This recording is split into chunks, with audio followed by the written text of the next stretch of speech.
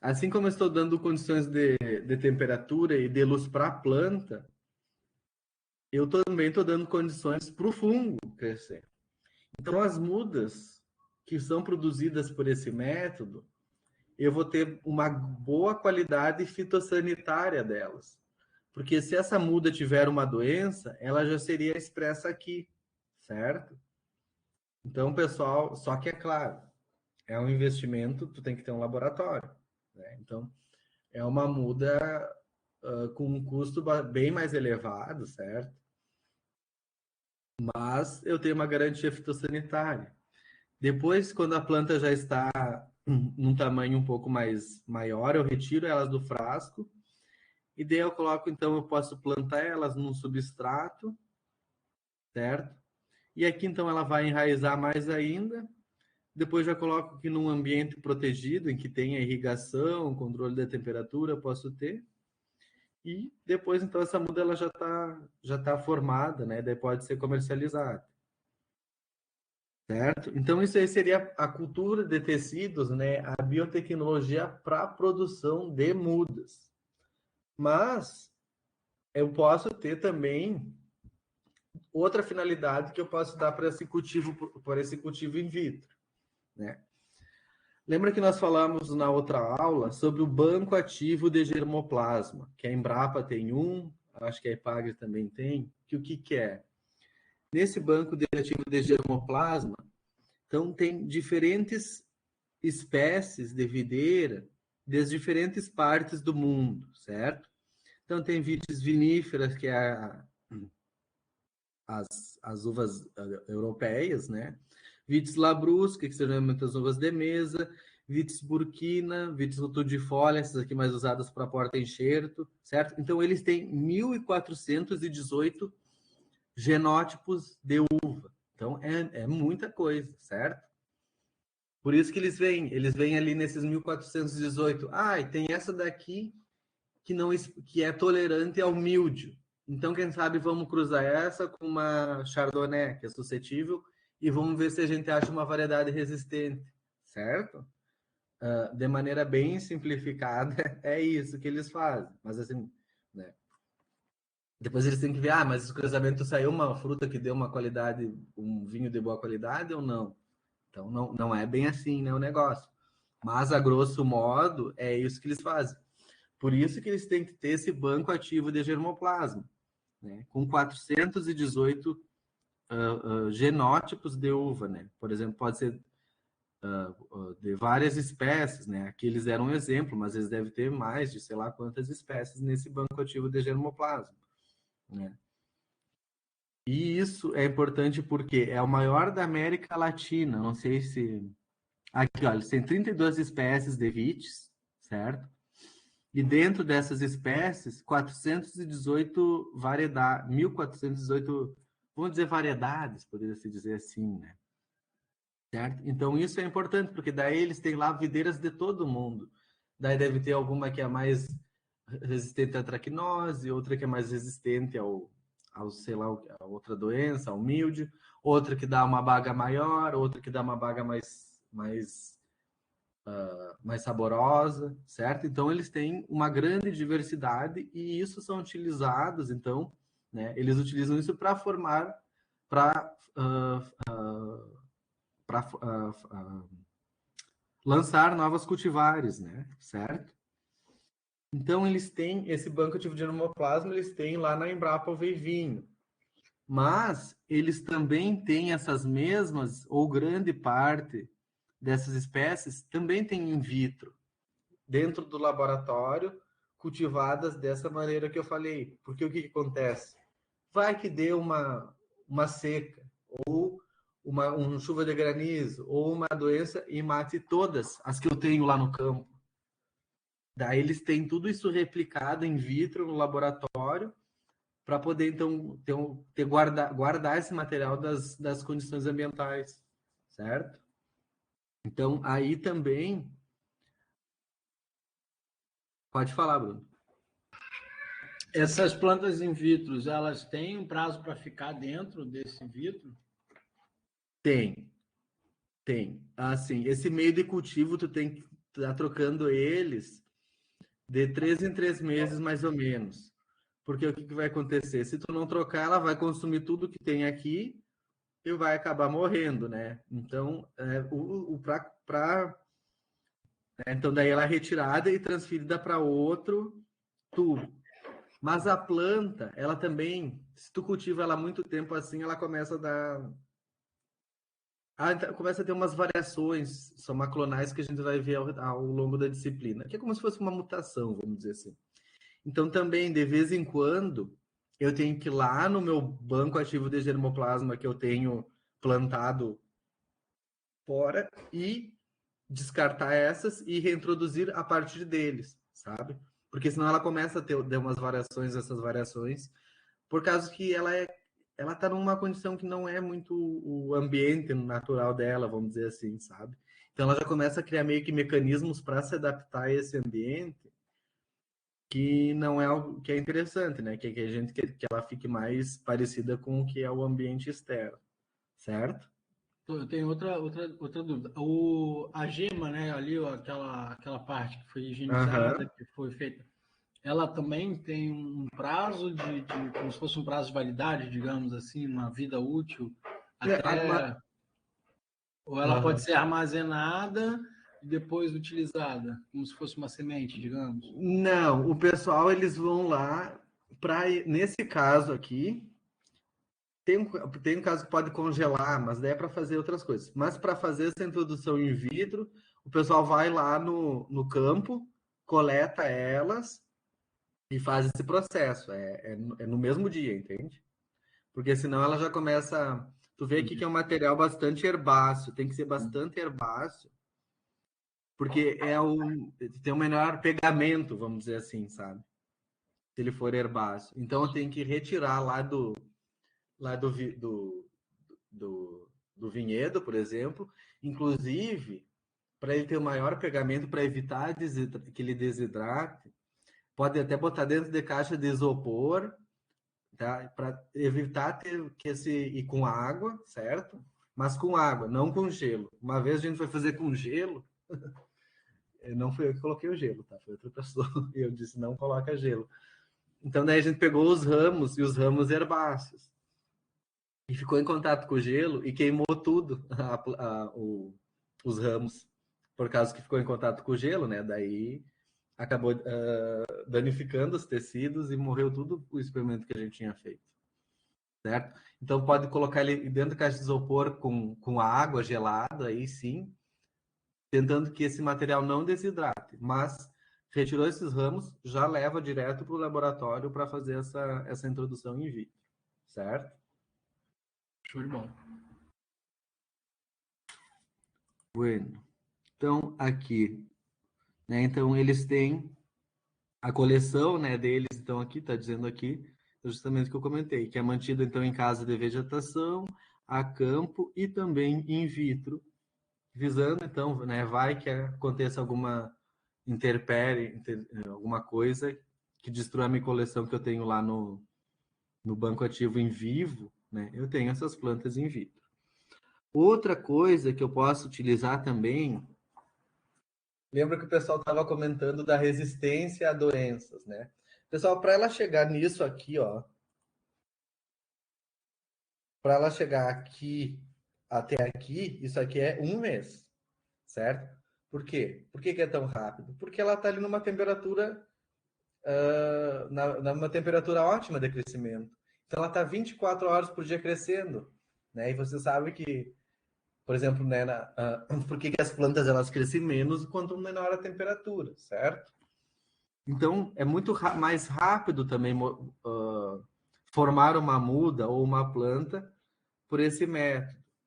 E lembra que nós falávamos, né, das resistências a doenças, de como o melhoramento genético para plantas ele é demorado, porque eu tenho porque a planta ela demora, né, para expressar, por exemplo, ela demora para começar a crescer. Mas, por exemplo, se eu quiser ver se uma planta é resistente a uma doença, por exemplo, aqui, nesse aqui, eu não sei que doença que eles estavam testando, eu acho que era uma doença vascular. Mas o que eu posso fazer? Né?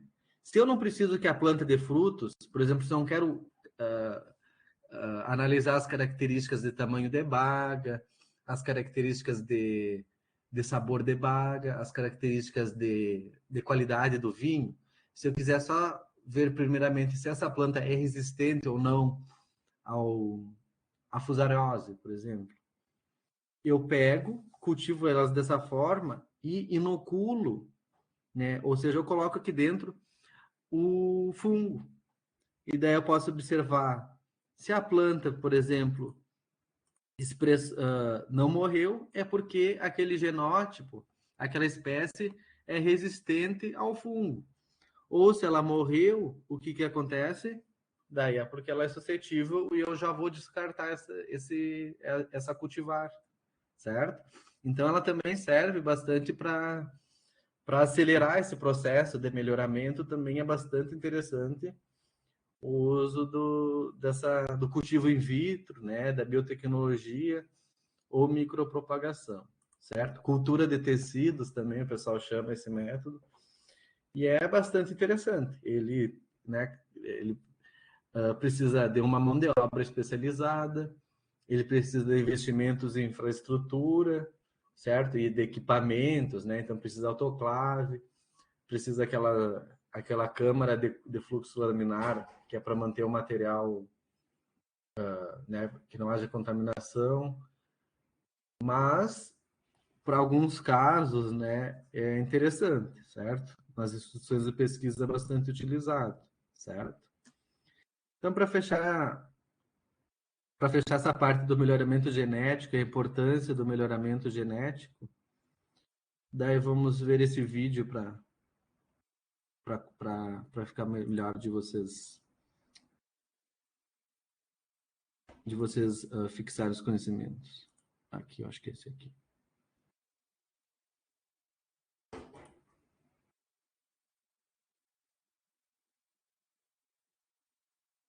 Melhor o quê? É de comer. Faz mal? Efeito laboratório. É uma editora de livros? Se você não sabe, agora você vai saber. O melhoramento está por trás da frita, do alface, do tomate e do bife do seu almoço. Está na roupa que você veste, está na madeira da mesa que você usa, nos remédios que você consome, no combustível do seu carro. O melhoramento está em todo lugar. Como assim? O que é melhoramento, afinal? O melhoramento é a ciência capaz de alterar geneticamente os organismos vivos para o benefício do homem, com o objetivo de melhorar suas características. Mas por que tudo isso? Bom, hoje temos cerca de 8 bilhões de pessoas no mundo, sendo que quase 1 bilhão passam fome. E as 10 bilhões de pessoas que teremos em 2050? O tempo está passando rápido, a população está crescendo e nós precisamos garantir a oferta de alimentos, fibras e energia para todo mundo. Um exemplo clássico que demonstra a importância do melhoramento genético pode ser observado na Irlanda, onde no século XIX, milhões de pessoas morreram de fome devido a uma doença que afetou as lavouras de batata e não existia uma variedade resistente. A busca por alimentos foi um fator para o desenvolvimento da agricultura e, consequentemente, para o melhoramento genético. Milhares de anos atrás, nossos antepassados já selecionavam plantas e animais com características importantes para a domesticação das espécies, permitindo assim o surgimento das civilizações. Como resultado desse processo, podemos observar algumas espécies presentes no nosso dia a dia. Mas que espécies? Por exemplo, a banana que nós conhecemos nem sempre foi assim. Antes de ser domesticada, a banana tinha muitas sementes duras que dificultavam o consumo da fruta, além de ter o tamanho muito reduzido. E alimento, você conhece? Com certeza você conhece, porém não exatamente assim.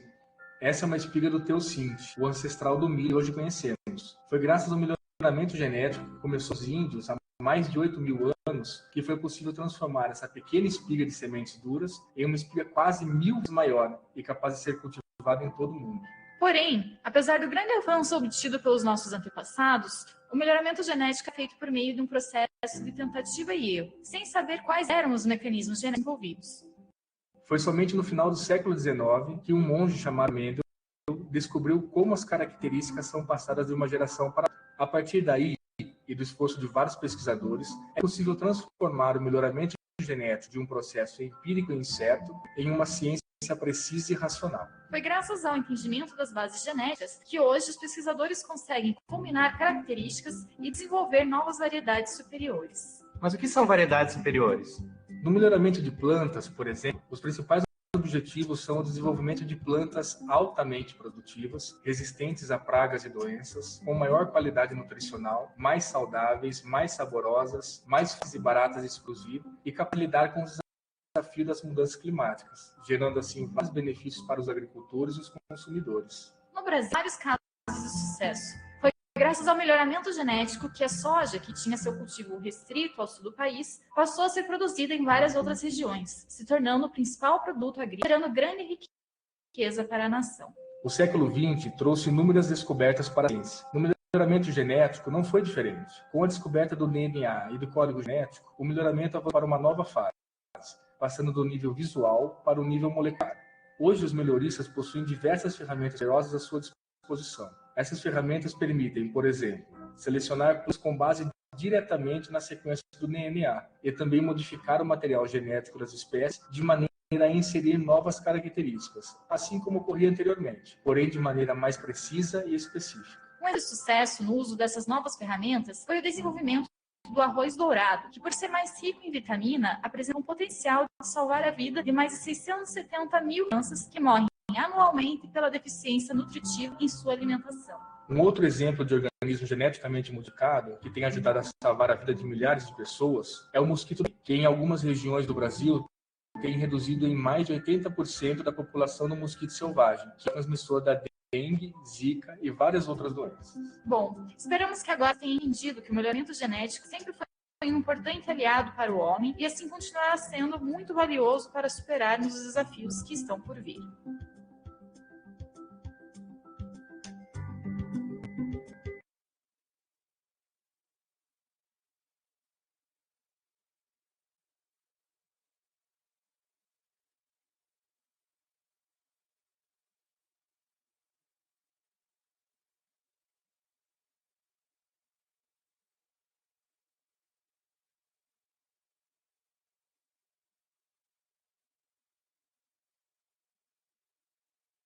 Eu estava aqui falando há tempos e estava o microfone desligado.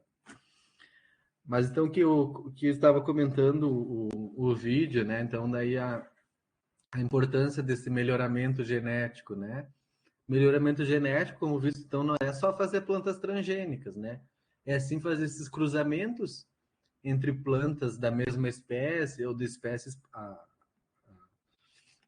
semelhantes, para tentar trazer para essa nova espécie duas características desejáveis, como é o caso lá da uva, das variedades PIV, né? Então, tentar, através desses cruzamentos, tentar trazer plantas que sejam resistentes ao míldio, certo? E depois, então, né, posteriormente, lembra do vídeo da Ipagre, né? Quando tiver plantas resistentes ao míldio, dá então fazer cruzamentos com outras plantas que sejam resistentes à antracnose, né?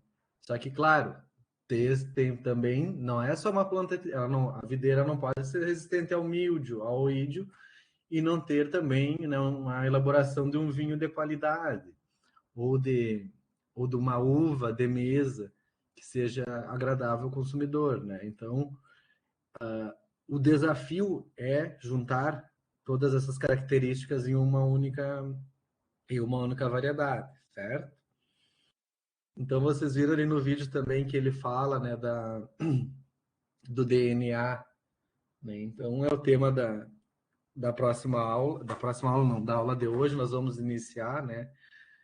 Ali eles mostraram até a estrutura ali, uma figura do Watson, do Crick, que é os que a gente vai entrar, então, iniciar a falar hoje na aula, né? Hoje nós vamos falar dos ácidos nucleicos, certo?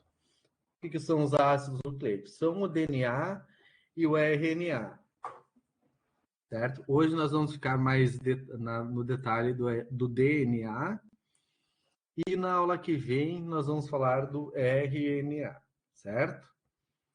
Então, se vocês tiverem alguma dúvida enquanto eu estiver falando, podem levantar a mão, fiquem à vontade, certo? Então, né, a estrutura do ácido nucleico, né, é a parte que a gente vai começar, né? Então, antes da descoberta do DNA, que, como a gente vai ver, ocorreu ali, a descoberta do DNA foi em 1800 e alguma coisa, mas só em 1953, se eu não me engano, que foi descoberta a estrutura, que é a chamada dupla hélice, certo? Então, é algo assim, no estudo da ciência, vamos dizer assim, é uma coisa muito recente, certo?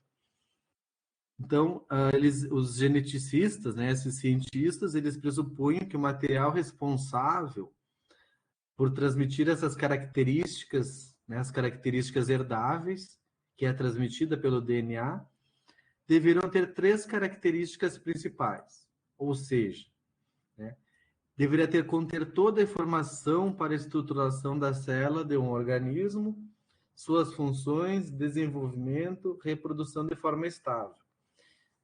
Então, se replicar, né? Então a gente já vai começar a falar uns termos aqui diferentes, né? O que é se replicar?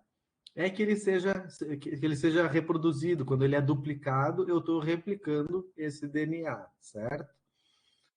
Com precisão para que a progenie, ou seja, a progenie são os pais, são os filhos, os descendentes da célula, tem a mesma informação genética que as células parentais, né? Então, os parentais são os pais, certo? E também de ser capaz de variação, mutação, recombinação, senão não haveria a evolução. Então, foi aqueles aspectos, né, que muitas vezes a progenie, ela pode ter algumas diferenças em relação aos parentais, certo? E isso se dá através de mutação e recombinações. E agora a gente vai ver, né, como é que se dá essas mutações. Quer dizer, como é que ocorre, né, a formação, a estrutura do DNA e que, consequentemente, vai ter mutações, certo? Então, aqui, a descoberta do DNA, que é ácido desoxirribonucleico, e a sua estrutura e função foi muito importante, porque ele elucidou os mecanismos de herança, ou seja, como é que uma característica era passada de uma geração para outra geração, né? O DNA, então, ele foi descoberto ali em 1869, mas a sua estrutura, que a gente vai ver na sequência, que é a dupla hélice, foi só em 1953, por esse grupo de cientistas aqui, certo? Pelo Francis Crick, o James Watson. Esses foram os principais. Embora os estudos dessa Franklin e do Wilkins foram também muito relevantes, mas só esses aqui que levaram o Nobel, o prêmio Nobel, eles ganharam o prêmio Nobel em 62, se eu não me engano, pela descoberta da estrutura do RNA. E a Rosalind, ela morreu em 1958, né? E não foi agraciado com o Nobel, porque ele não é concedido para pessoas que já morreram, certo? Então, de certa forma, foi injustiçada, né? Hoje, se você fala, por exemplo, né, desses dois aqui, inclusive o Watson, ele é vivo ainda, acho que tem mais de 90 anos, né? Você considera mais esses aqui. Mas todos os 4 tiveram participação ativa, né, na descoberta da estrutura do RNA. Então, do RNA e do DNA, perdão. Então, o nome ácido nucleico indica que são as moléculas de DNA e RNA. São ácidas e foram identificadas a princípio no núcleo das células. Né? Então, como a gente já viu, vocês já sabem que é no núcleo, por exemplo, que tem a maior parte da informação genética. Porém, não é só lá, certo? Também pode estar nos mitocôndrias e nos cloroplastos, certo? E o DNA, como a gente vai ver na sequência também, né, vamos por partes, é ele que vai formar os cromossomos, e nos cromossomos que vai conter, então, né, toda a informação genética da célula. Já o RNA ele é encontrado no nucleolo, nos ribossomos e no citosol, nas mitocôndrias e nos cloroplastos. Né? Então, se vocês lembrarem lá, né, os cloroplastos são organelas presentes somente nos vegetais. Né? Por exemplo, a célula animal não tem cloroplastos.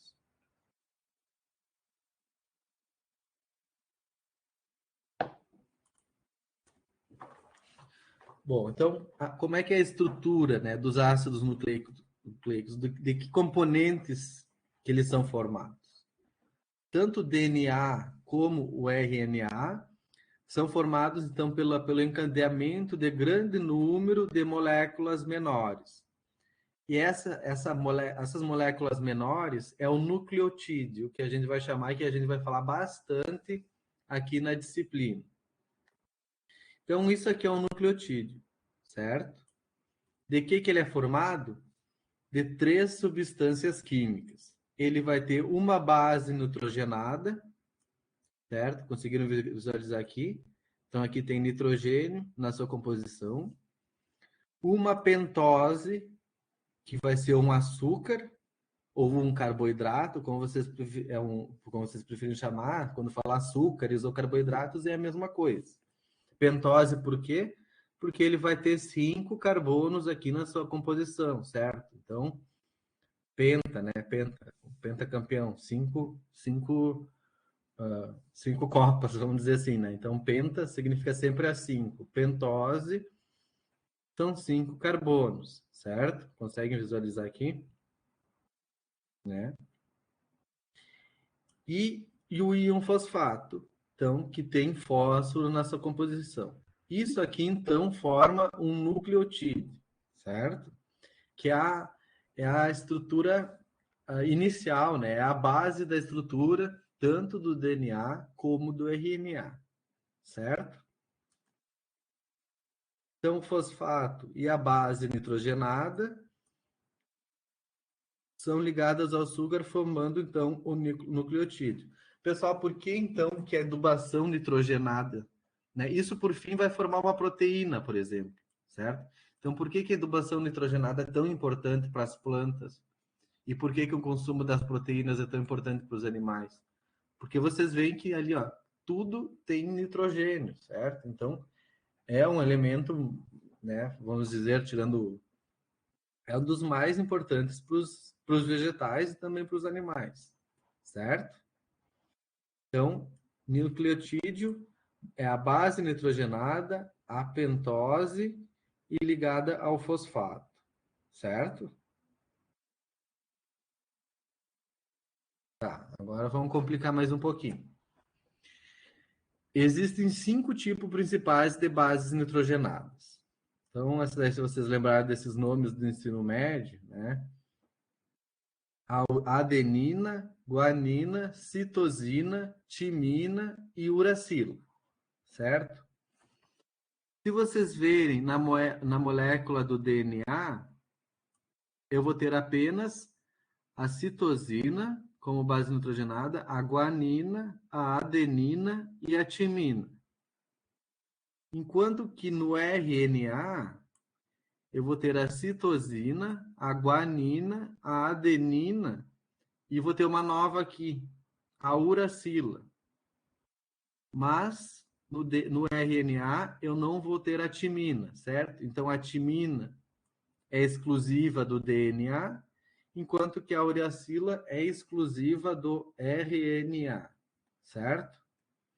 Então as bases nitrogenadas, né? Aqui só aparecem elas, mas vocês têm que sempre lembrar que elas estão ligadas a pentoses e ao fosfato, certo?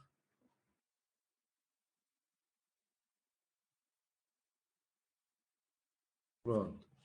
Então, aqui, ó, nos ácidos nucleicos, DNA e RNA, os nucleotídeos, então, que é a pentose, o fosfato e a pentose, o fosfato e os ácidos nucleicos, né, estão sempre unidos entre si, formando longos filamentos.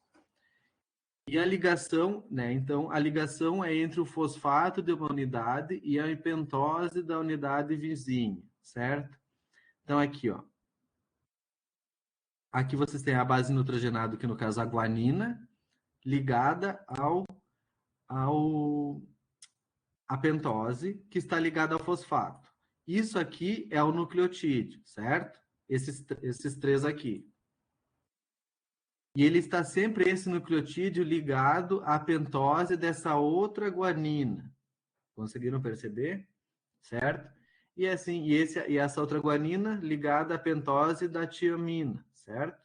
Então, desse modo, a longa cadeia apresenta uma sequência de pentose e fosfatos alternados, e as bases nitrogenadas sempre ligadas ao açúcar, sempre ligadas à pentose, certo? Então, isso aqui, ó, a gente já vai começar a falar, então, das sequências de bases. Isso é uma sequência GGTA. Guanina, guanina, timina, guanina e adenina, certo? E aqui vocês têm também uma outra sequência GGTAG, certo? Então, observe isso aqui. Depois elas vão... Isso aqui já vai sendo uma fita DNA, como a gente vai começar a falar na sequência. Certo? Agora, então, a estrutura do DNA. Vocês já viram, então, do que eles são formados. Certo? O ácidos nucleicos, os nucleotídeos, né? Formado por aqueles três compostos. Né? Então, o modelo de DNA elaborado pelos aqueles cientistas que eu comentei no início da aula, né?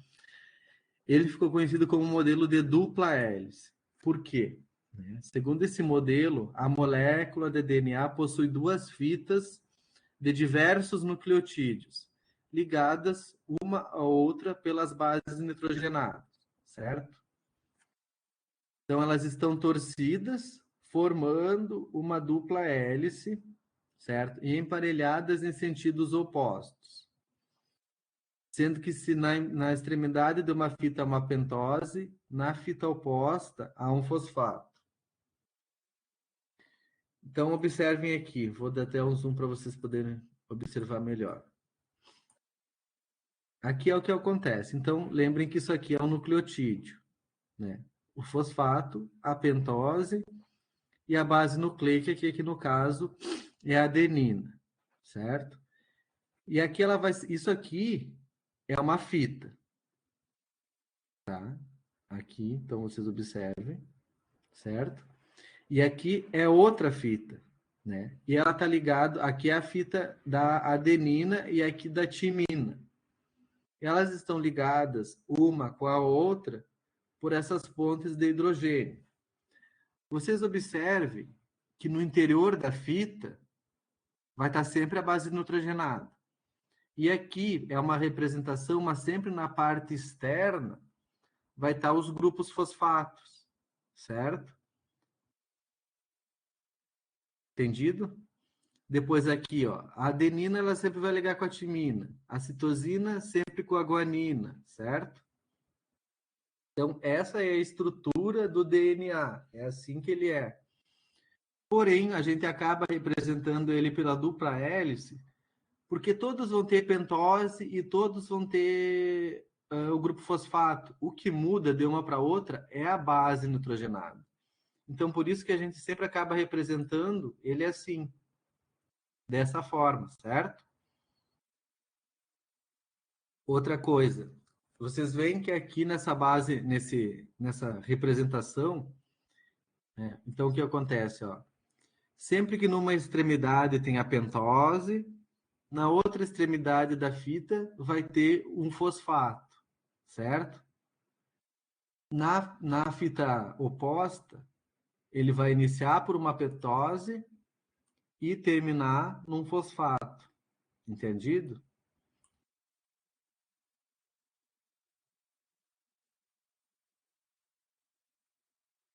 Então, o que liga, né, o que une uma fita à outra são as pontes de hidrogênio, né? Vocês vão ver em química, não sei se vocês já viram ainda, mas são ligações, né, que não tão fortes, né, que ocorrem entre as moléculas, essas pontes de hidrogênio. E também já observe, bom, vou deixar para o próximo slide. né? Observem aqui novamente, né? A timina, né? Então, aqui está a timina, ela vai sempre se ligar à adenina, né? Enquanto que a guanina sempre vai se ligar à citosina, certo? Então, isso vai ser sempre, vocês têm que lembrar disso. Sempre que eu tiver do lado uma adenina, do outro lado vou ter que ter obrigatoriamente a timina. E se eu tiver de um lado, por exemplo, a citosina, do outro lado eu vou ter que obrigatoriamente ter a guanina. Isso no DNA, lembrado? Porque no RNA daí é outra situação que a gente vai ver na aula que vem, certo? Então, por exemplo, se eu tenho uma sequência da fita, né? Se eu tenho uma sequência da fita que seja A de adenina, né? Tiamina, ela vai ter que sempre ser a fita correspondente. Por exemplo, onde eu tenho A, eu vou ter que ter o T. Onde eu tenho o T, eu vou ter que ter o A na outra fita, certo? Isso vai ser importante no momento da replicação, né, da duplicação desse DNA, dessa fita DNA. Então, vocês vejam que as fitas elas não são iguais, elas são complementares, entende? Se eu codifico uma que é nesse formato aqui, com essas bases, a complementar dela vai ter que ter obrigatoriamente essas bases. Entendido?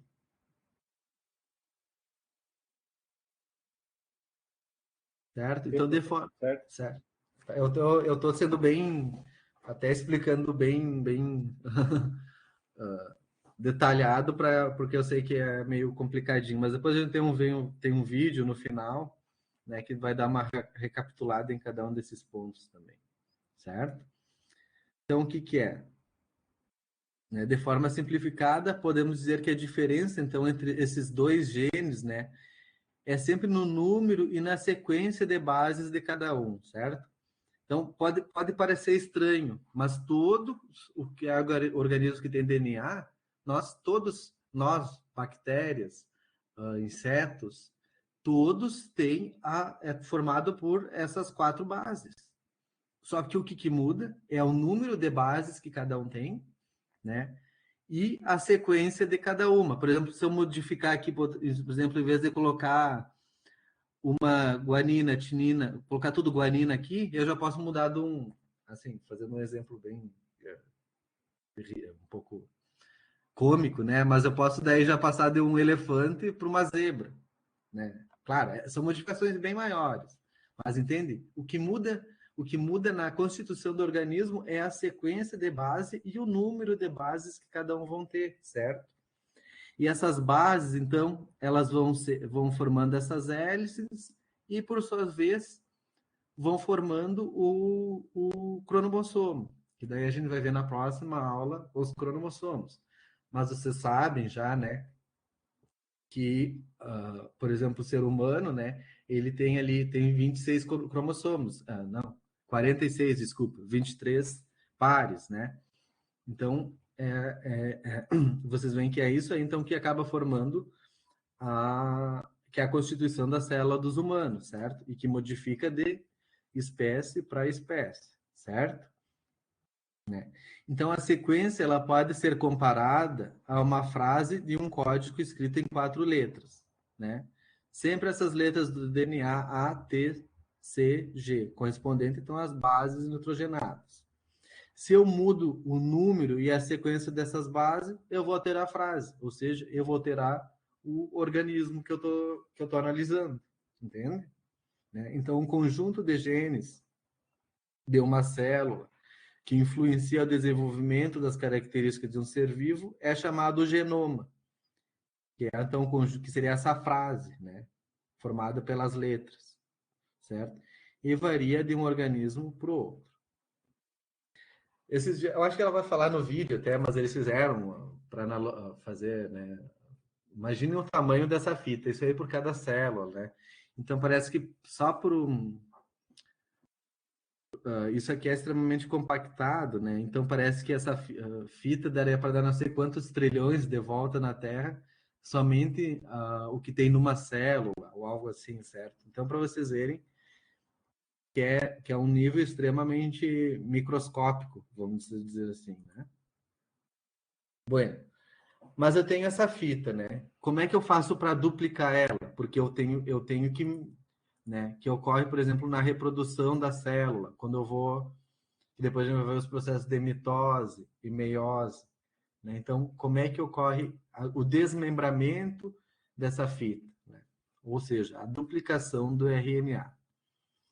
Então, a duplicação desculpa, pessoal, do DNA, tá? Hoje é DNA. Então, a duplicação do DNA, ela é controlada por enzimas, certo?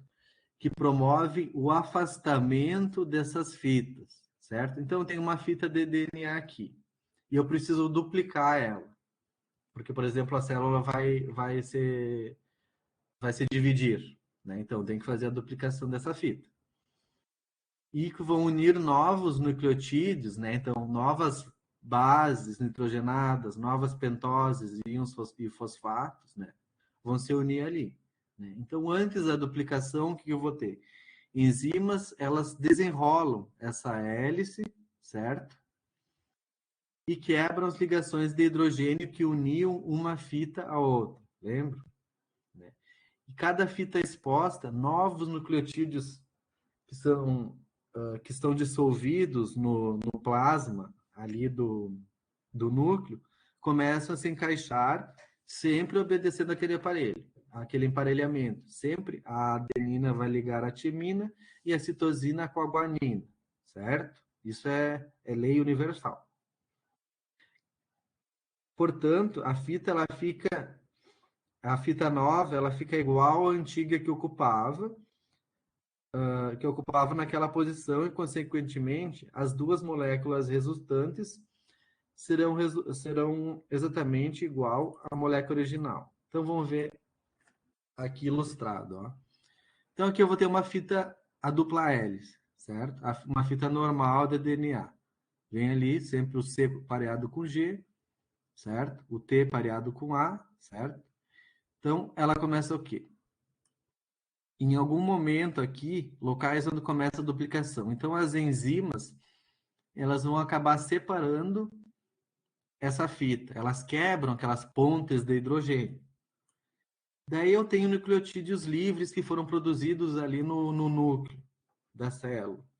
Eles começam a se ligar, obedecendo sempre aquele paramento da sequência de letras, certo? Então, elas começam a se ligar onde ficou livre. E ali, então, formam as duas moléculas novas de DNA sendo formadas a partir da antiga, certo? E aí, então, eles formam ali aquela fita que era única, ela acaba sendo duplicada, certo? Vocês entenderam bem essa parte, pessoal? Eu vou colocar o vídeo, daí se ficou alguma dúvida, vocês podem me perguntar, certo? Nesse vídeo ele é bem legal, que ele dá tipo uma recapitulada de tudo que eu falei hoje, dessa parte do DNA. Vou só compartilhar a minha tela.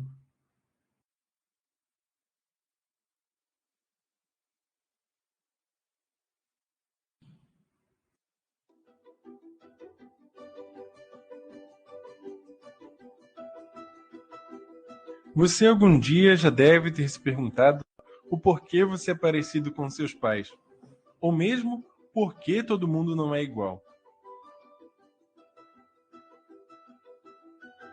A resposta para essa pergunta você vai encontrar dentro de você, ou melhor, dentro das suas células.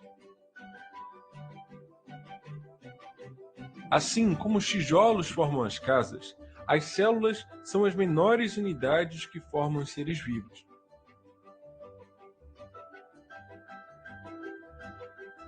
E assim como os livros, elas também guardam informações sobre como os nossos tecidos e órgãos devem funcionar, a nossa identidade biológica.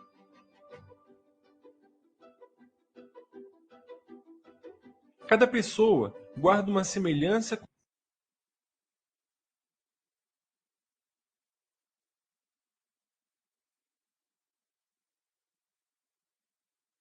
Peraí que ele travou. Eu tô com um problema na internet sério. Só um momento. Biológica.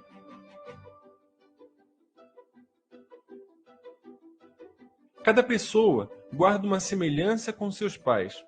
Pode ser o formato do nariz, da orelha, ser alto, ser baixo, ou seja, são informações que são passadas dos pais para os filhos.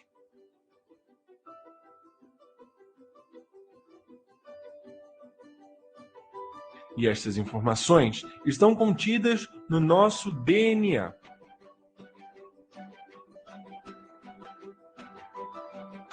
Provavelmente você já deve ter ouvido falar esse nome, DNA. Em português, esta sigla significa ácido desoxirribonucleico.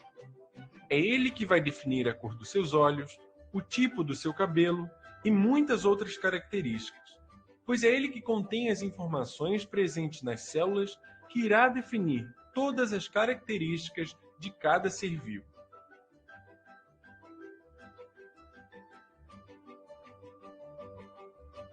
Sendo então o material genético da maioria dos organismos, o DNA é encontrado no núcleo das células, nas mitocôndrias e nos cloroplastos das células eucarióticas.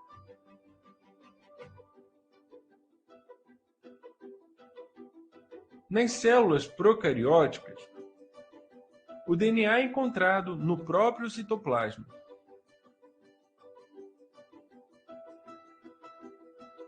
Entretanto, em muitos vírus pequenos, a informação genética é codificada no RNA.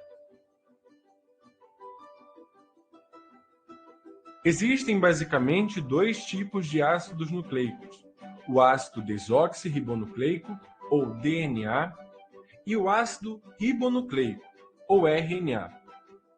Neste vídeo, iremos focar apenas nas funções e na estrutura do DNA. O DNA é uma macromolécula formada por várias unidades repetidas, que recebem o nome de nucleotídeos.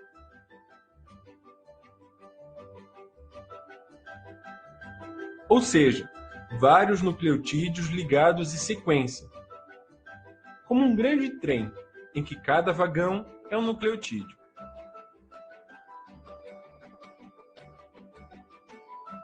Cada nucleotídeo é formado por outras 3 moléculas, um açúcar, uma base nitrogenada e um grupo fosfato.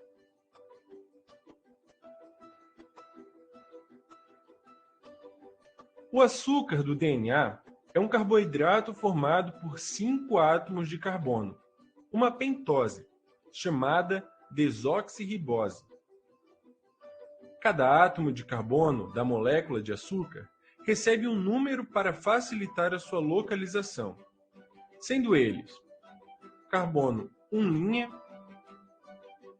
carbono 2', 3', 4' e 5'.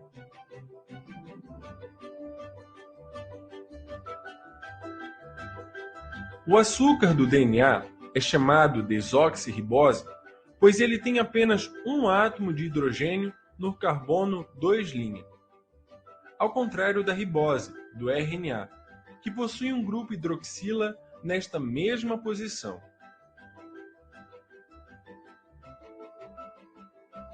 Ligada ao carbono 1' está uma base nitrogenada, uma molécula que contém nitrogênio em sua composição, que pode variar de nucleotídeo para nucleotídeo. Existem 2 tipos de bases nitrogenadas: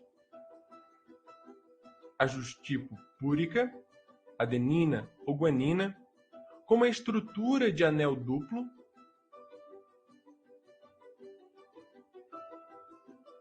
ou do tipo pirimídica, timina ou citosina, com apenas um único anel.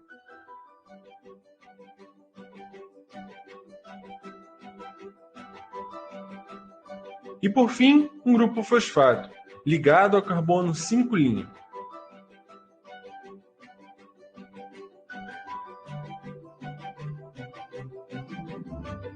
Ele é formado por um átomo de fósforo central ligado a outros 4 átomos de oxigênio. Será ele que irá conferir a carga negativa aos nucleotídeos e seu caráter ácido.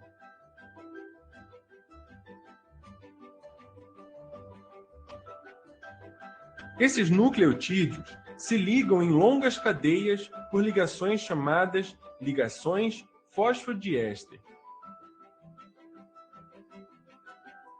Nesta ligação, o grupo fosfato do carbono 5' de um nucleotídeo liga-se à hidroxila do carbono 3' de outro nucleotídeo. Assim, cada fita formada possui uma polaridade 5' para 3'.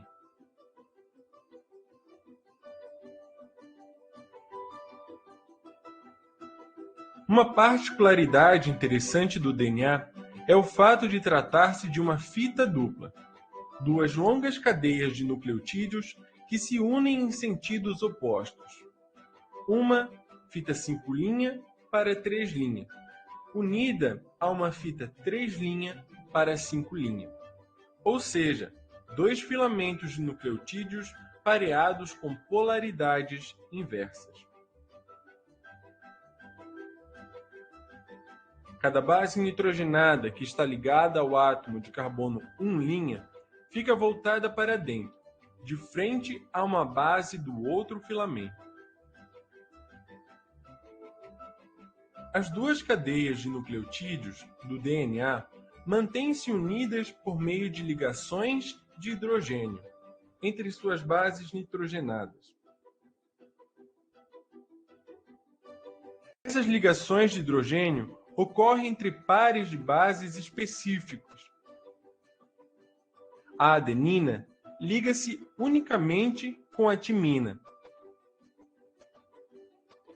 E a guanina irá se ligar unicamente com a citosina.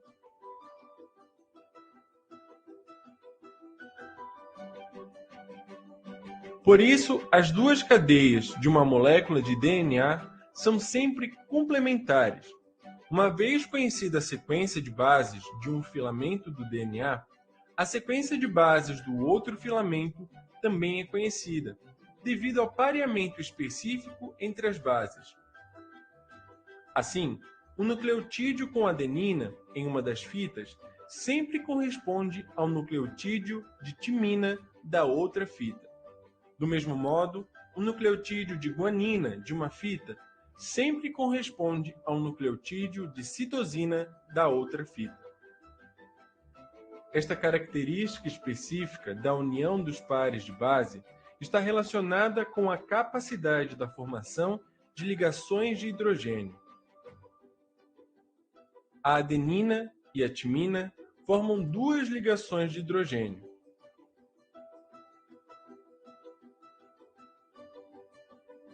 Enquanto a guanina e a citosina formam 3 ligações de hidrogênio.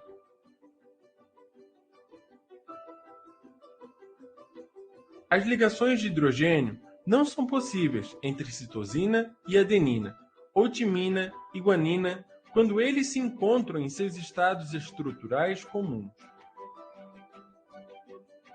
Por fim, as 2 fitas de nucleotídeos que formam o DNA estão enroladas uma sobre a outra, formando uma estrutura de dupla hélice, que lembra muito a espiral de um caderno, com giro para a direita.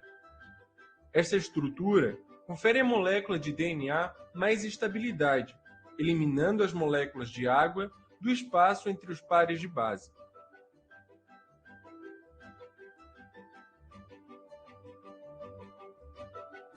Em todos os organismos formados por uma ou mais células, o material genético é o DNA.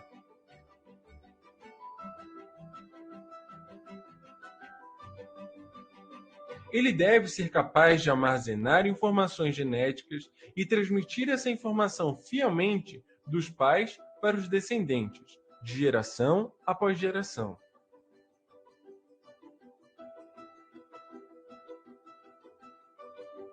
Ele ainda deve controlar o desenvolvimento das características dos organismos, seja esse um vírus, uma bactéria, uma planta ou um animal. Ou seja, o DNA deve dirigir o crescimento e a diferenciação dos organismos a partir do zigoto unicelular até o adulto maduro.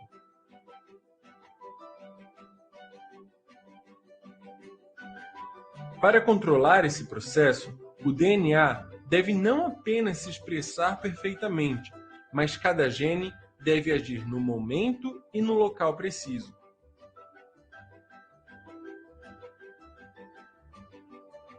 Garantindo, por exemplo, que o fígado seja formado por células hepáticas.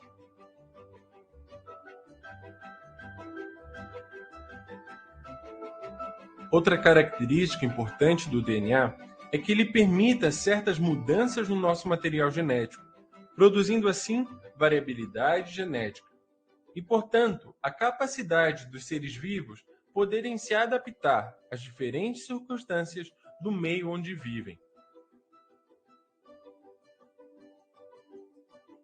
Se olharmos à nossa volta, podemos observar a grande diversidade de seres vivos, cada um com sua identidade biológica, a sua maneira de viver, o seu comportamento característico, aquilo que os torna tão diferentes e tão parecidos. Tudo isso guardado nas sequências de nucleotídeos do DNA.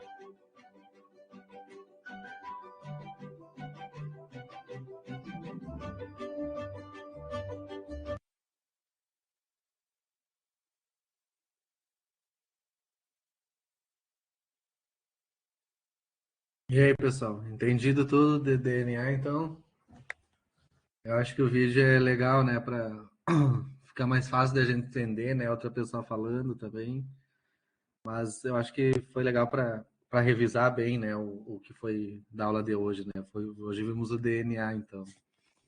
Depois, então, nas próximas aulas, a gente vai ir vendo como é que isso, né, vai se formando, né, essa daqui é a estrutura básica de da maioria dos seres vivos, né? De todos os seres vivos, na verdade, não sei os vírus que só tem RNA, certo?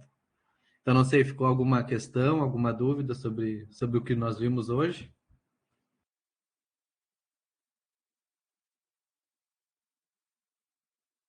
Da minha parte, professor, assim, eu já tinha visto isso no semestre passado, né? Aham. E... viu em melhoramento? Não? Não, foi com o Jailson, né? Com o Jailson, eu também trata disso. Ele também ele dá uma noção de DNA e RNA, né? Sim. Assim, mas assim, é bastante termos, né? Isso, isso que tem que se acostumar, por isso que eu não... Melhor por hoje... A decoreba, infelizmente, ela vai bater aí, né? Acho que depois da aula, novamente, né? Isso, eu ver esses termos aí. No material de aula que eu passo para vocês, esse eu me preocupo aí em colocar bastante texto, né? Para que seja mais fácil a compreensão de vocês, né? Porque às vezes, se eu vou ler, é mais tranquilo, né? Mas vocês têm que saber bem né, a parte mais desde o início, né? Certo? Mas deem uma olhada ali, tá? Certo? Olhem o vídeo também, eu acho que ele está bem detalhado, assim, né? No que a gente tem que ver na aula de hoje. E vai ser assim para frente. Certo? Não, a própria, como você pegou no YouTube, né? O próprio YouTube, depois que você começar a pesquisar, ele te manda vídeo. Ele fica te mandando, assim, aulinhas ou vídeos curtos sobre esse assunto, né? Até se vocês acharem difícil de entender, assim, eu posso recomendar algum livro até porque aqui a gente não tem que fazer uma aprofundada, né? Não tem que ser tão aprofundado, mas isso, assim, essas coisas vocês têm que saberem, assim, sabe? Das bases, de que é formado, sabe? É uma base para a gente poder... É uma base, assim, eu vejo, assim, é uma base a gente poder entender por que as uvas têm tantas variedades de uvas, né? Exato. Por que tem uvas, como você mesmo falou, tem uvas resistentes ao mildio, tem uvas resistentes a Phylloxera, tem por que que ela algumas variedades caem a folha mais cedo, outras mais tarde, né? Então Exatamente isso aí, saber o porquê, né? Saber entender porquê, né? Depois vocês vão ver, por exemplo, ali, né? A gente vai falar de mutações, né? O que é mutações? As mutações são algumas alterações que deram naquela sequência das bases ali. Aqui, ó. Por exemplo, aqui ela estava duplicando e daí, em vez de entrar uma guanina, no lugar entrou outra coisa, certo? Daí já dá outra característica para videira, por exemplo, como, por exemplo, isso que tu falaste, resistência à doença, ou aí tem variedades, a Concorde Clonitrin, a Isabel Precoce, são tudo mutações que ocorreram de forma natural, né? Tem essas de uva mais para vinhos de mesa, mas também, por exemplo, temos a uva Itália, que a uva Itália é aquela uva de película branca, né? Muito consumida de mesa. Eu acho que ainda é mais consumida no Brasil, né? Para consumir natura. E daí tem a Rubi. O que foi? Foi uma mutação, uma mudança nessa sequência aqui, que deixou a película dela de coloração vermelha, certo? Então, é para entender esses processos, sabe? Então, é importante que vocês saibam, sabe? Essa disciplina, por isso que vocês têm ela no currículo, certo? Ok. Tá bom, então. Pessoal, por hoje era isso, certo? Daí na aula, então, na aula que vem, daí a gente vai falar um pouquinho do RNA, certo? Então, deem uma revisada. Se vocês sentirem alguma dificuldade, posso indicar algum livro também, até uma linguagem mais fácil, certo? Mas eu acho que aqui, eu tentei colocar de forma, né, que seja assim, meio autoexplicativo, caso vocês não entenderam algo na aula, certo? Certo. Tá bom, então. Então, um abraço para vocês, um bom feriado, né? Amanhã é feriado. E até a próxima aula. Até a próxima aula, professor.